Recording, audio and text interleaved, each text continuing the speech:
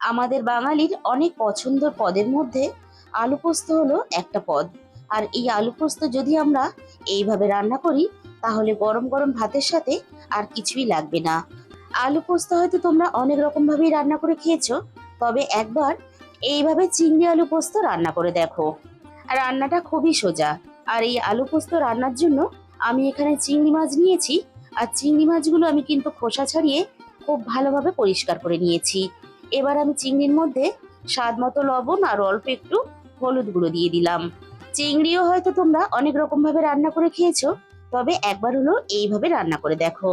লবণ আর হলুদ দিয়ে আমি চিংড়িটা বেশ ভালোভাবে মেখে নিলাম। তাহলে চলো রান্নাটা আমি কিভাবে করেছি এবার সেটা দেখে নেওয়া যাক।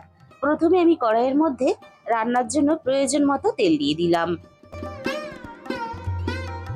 আর এই চিংড়ি আলু পোস্ত রান্নার জন্য আমাদের কিন্তু খুব বেশি চিংড়িরও প্রয়োজন হয় না। তবে আমি আমার প্রয়োজন মতো এখানে চিংড়ি ব্যবহার করেছি। চিংড়ির পরিমাণটা কিন্তু অবশ্যই নিজেদের প্রয়োজন মতো ব্যবহার করবে। এবার আমি চিংড়িটা নাড়াচাড়া করে ভালোভাবে ভেজে নেব। আর আমি ছোট চিংড়ি দিয়ে রান্নাটা করছি, তোমরা চাইলে কিন্তু বড় চিংড়ি দিয়েও রান্নাটা করতে পারো।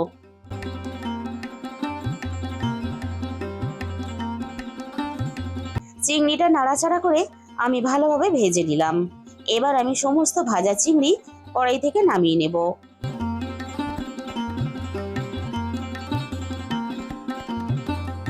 সমস্ত ভাজা চিংড়ি কড়াই থেকে নামিয়ে নেওয়ার পরে এবার আমি তেলের মধ্যে ফোড়নে দিয়ে দেব অল্প একটু কালো জিরে।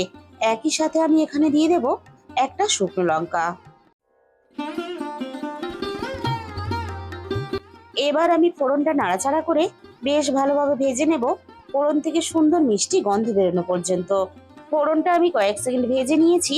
ফোড়ন থেকে সুন্দর মিষ্টি গন্ধ বেরোনোর সাথে সাথে এখানে আমি দিয়ে দেব কিছুটা পেঁয়াজ কুচি। আমি এখানে একটা মাঝারি সাইজের পেঁয়াজ কুচি ব্যবহার করলাম। এবার আমি ফোড়নের সাথে পেঁয়াজটা নাড়াচাড়া করে বেশ ভালোভাবে একটু নরম করে ভেজে নেব। তবে এই রান্নার জন্য পেঁয়াজ কিন্তু আমরা খুব বেশি লালচে করে ভাজবো না, বেশ একটু নরম হবে। আর পেঁয়াজের গায়ে একটা সুন্দর এরকম কালার আসবে, ঠিক এরকম করেই আমাদের পেঁয়াজটাকে ভেজে নিতে হবে। আর এই রান্নার জন্য আমি দুটো বড় সাইজের আলু একটু ছোট ছোট করে ডুমো করে কেটে নিয়েছিলাম। এবার আমি এই সমস্ত কেটে রাখা আলু পেঁয়াজের সাথে দিয়ে দেব।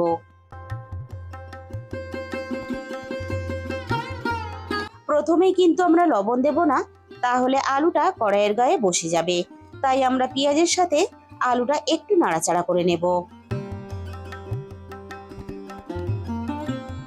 মিনিট দুয়েকের মতো আমি আলু আর পেঁয়াজ একসাথে নাড়াচাড়া করে নিয়েছি। এবার আমি ঝালের জন্য দিয়ে দিলাম দুটো কাঁচা লঙ্কা। আর একই সাথে এখানে রান্নার স্বাদ মতো লবণটা দিয়ে দিলাম। আর এই রান্নাটা কিন্তু আমি পুরোটাই কাঁচা লঙ্কা ঝালে করব। আমি এখানে দুটো কাঁচা লঙ্কা এখন ব্যবহার করলাম, কারণ আমি পরে আরো ঝালের জন্য কাঁচা লঙ্কা ব্যবহার করব। আলুটা একটু নরম হওয়ার জন্য এবার আমি কড়াইটা ঢাকা দিয়ে দিলাম। আলুটা এদিকে হতে থাক, এই ফাঁকে আমরা মশলাটা বানিয়ে নেব। আমি এখানে চায়ের বড় চামচের 1 চামচের একটু বেশি পোস্ত নিয়েছি। আর সাথে আমি এখানে দিয়ে দিলাম দুটো ঝালের জন্য কাঁচা লঙ্কা। পোস্ত আর কাঁচা লঙ্কাটা এবার আমি বেটে নেব। আমি আবারও রান্নার দিকে চলে এসেছি। মিনিট 3-4 মতো আমি কড়াইটা ঢাকা দিয়ে দিয়েছিলাম। আলুটা বেশ ভালোভাবে আগের থেকে অনেকটাই নরম হয়ে গেছে। আমি আলুটা নাড়াচাড়া করে আরো একটু ভালোভাবে ভেজে নেব।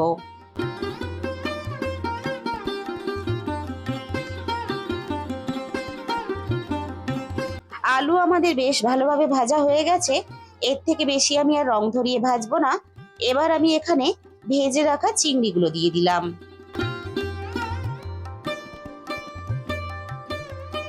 চিংড়ির সাথেই আমি বেটে রাখা পোস্ত আর কাঁচা লঙ্কাটা দিয়ে দিলাম। আর ঝালের পরিমাণটা অবশ্যই কিন্তু আবারও বলছি নিজেদের স্বাদ মতো ব্যবহার করবে। একই সাথে আমি পোস্ত বাটার অল্প একটু জল দিয়ে দিলাম। আর এই রান্নাতে কিন্তু আমরা কোনো রকম গুঁড়ো মশলার ব্যবহার করব না। আমি হলুদ গুঁড়োরও এখানে ব্যবহার করব না, তবে তোমরা চাইলে কিন্তু অল্প একটু হলুদ গুঁড়ো ব্যবহার করতে পারো। আর আমরা কিন্তু পোস্তটা আলুর সাথে কষাবো না, শুধুমাত্র নাড়াচাড়া করে ভালোভাবে মিশিয়ে দেব। এবার আমি এখানে রান্নার প্রয়োজন মতো জল দিয়ে দিলাম। আর অবশ্যই কিন্তু রান্নাটা সর্ষের তেলে করবে। সর্ষের তেলে রান্নাটা করলে তাহলে রান্নার স্বাদটা অনেক বেশি ভালো হবে। সবকিছু একসাথে নাড়াচাড়া করে আমি ভালোভাবে মিশিয়ে দিয়েছি। এবার আমি কড়াইটা ঢাকা দিয়ে ভালোভাবে রান্নাটা হতে দেব। রান্নাটা আমি কিছুক্ষণ করে নিয়েছি। এবার আমি কড়াই থেকে ঢাকাটাকে সরিয়ে নিলাম। এবার আমি একটু নাড়াচাড়া করে দেখে নেব আলু ভালোভাবে সিদ্ধ হয়েছে কিনা। আলু কিন্তু আমাদের এখানে খুব সুন্দরভাবে সিদ্ধ হয়েছে। আর এই রান্নার আলু কিন্তু খুব সুন্দর করে আমাদের সিদ্ধ করে নিতে হবে। আলু যত ভালোভাবে সিদ্ধ হবে রান্নার স্বাদ কিন্তু ততই বেশি ভালো হবে। সব শেষে আমি এখানে 1 চামচের মতো কাঁচা সর্ষের তেল দিয়ে দিলাম। আর এই সর্ষের তেলটা কিন্তু অবশ্যই রান্নাতে ব্যবহার করবে। এই সর্ষের তেলের গন্ধটা রান্নার সাথে মিশে গিয়ে রান্নার স্বাদ কিন্তু আরো বেশি বাড়িয়ে দেবে। চিংড়ি পোস্ত আলু কিন্তু আমাদের পুরোপুরি রেডি হয়ে গেছে। এইভাবে যদি কখনো না বানিয়ে থাকো তাহলে কিন্তু একবার হলেও বানিয়ে দেখতে পারো।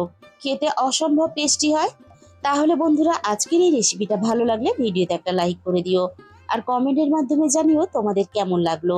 আর যে সমস্ত নতুন বন্ধুরা এখনো পর্যন্ত আমার চ্যানেলটা সাবস্ক্রাইব করোনি, এরকম নতুন ঘরোয়া সহজ টেস্টি রেসিপি পেতে আমার চ্যানেলটা সাবস্ক্রাইব করে আমার পাশে থাকার অনুরোধ রইল। তার সাথে সাথে পাশে থাকা বেল আইকনটা ক্লিক করে অল করে দিও। তাহলে আমি যখনই কোনো নতুন রেসিপি আপলোড করব সবার আগে তোমার কাছে পৌঁছে যাবে। আজকে তাহলে এই পর্যন্ত।